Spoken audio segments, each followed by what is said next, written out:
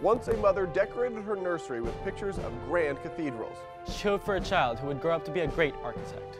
At 19, he was already an apprentice. When he became an architect, the buildings he designed captured the American spirit. They were bold, they embraced nature, and changed the way we live.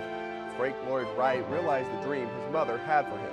And he gave us a dream of his own, an American style of architecture. Greg's Truck and Auto Repair supports excellence in education here in Central Illinois.